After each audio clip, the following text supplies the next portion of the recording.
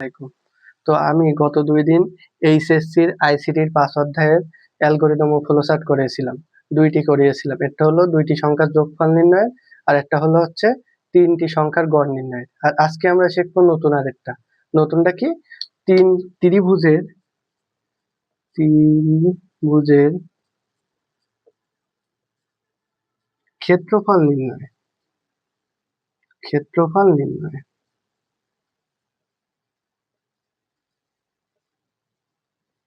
নির্ণয়ের অ্যালগরিদম ও flowchart. Algorithm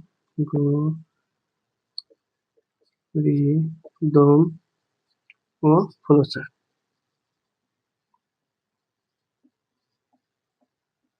তো গত ২ দিন যেভাবে ধাপে ধাপে করিয়েছিলাম আজকে ওইভাবে ধাপে ধাপে করব। তো এই পাশে কি? ফ্লোচার্ট।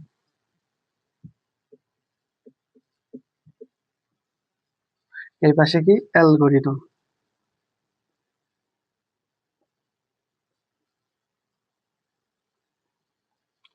অ্যালগরিদম মানে কি? ধাপে ধাপে, আর ফ্লোচার্ট মানে কি? প্রতীকী চিহ্নের সাহায্যে।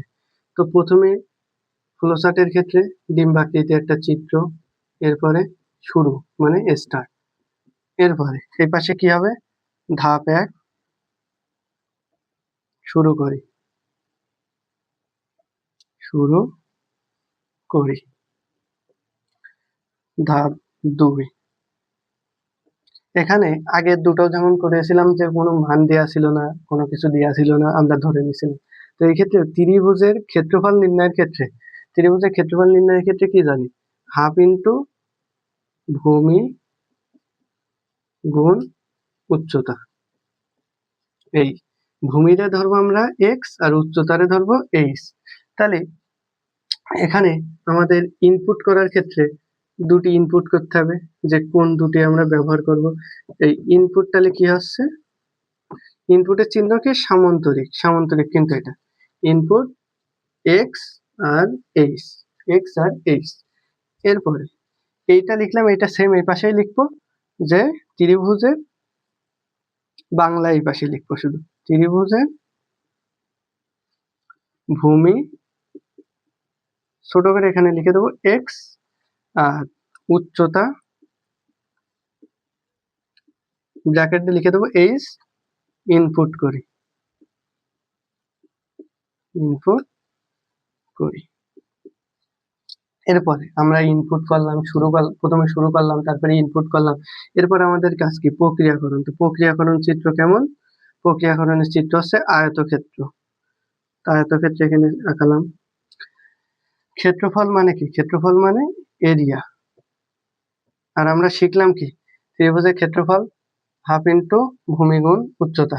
কিন্তু এখানে কম্পিউটারে সি ভাষায় একটা জিনিস আছে, গুণ আর এই ভাগ চিহ্ন এমন ভাবে কোনো কিবোর্ডে কোনো জায়গায় নেই। কি আছে? গুণের ক্ষেত্রে আছে, এটা হচ্ছে গুণের ক্ষেত্রে স্টার মতো চিহ্ন, আর ভাগের ক্ষেত্রে আছে এই চিহ্নটা। তো এখানে আমরা গুণ ব্যবহার করবো যেহেতু, তাহলে কি করতে হবে?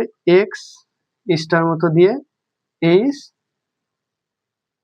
ভাগ চিহ্ন এই ২। এইটা হবে কম্পিউটারের ভাষায়। আমরা যদি সিম্পল এই ভাষা গুণ এই চিহ্ন দেই, ভাগ এই চিহ্ন দেই, তাহলে এটার আমাদের ফলাফল আসবে না। তো এরপরে আমাদের কাজ এই পাশে সেই এটা প্রক্রিয়াকরণ করলাম, এটা বাংলায় লিখবো। ধাপ ৩ ত্রিভুজের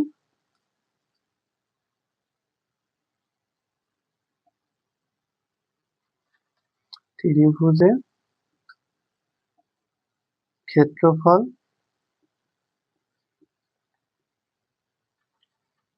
এরিয়া সমান সমান এক্স ইস ভাগ 2 নির্ণয় করি। এরপরে আমাদের এই প্রক্রিয়াকরণ শেষ, ইনপুটও শেষ, শুরুও শেষ। তাহলে তারপরে আমাদের কি? তারপর আমাদের কাজ এটারে প্রদর্শন করা বা আউটপুটটা বের করা। আউটপুট আর ইনপুটের চিত্র কেমন? সামান্তরিক। তো আউটপুট কি হবে? Print area.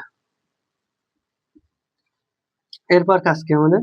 সব কাজ মিটে যাওয়ার পরে কাজ হলো আমাদের শেষ করে দেওয়া, এটা স্টপ করে দেওয়া। তারপরে ধাপ 4, তাহলে আমাদের কি হচ্ছে, ধাপ 4 আমাদের ফলাফল প্রিন্ট করা, প্রিন্ট করা। এরপর ধাপ 5 কি, ধাপ 5 শেষ করা।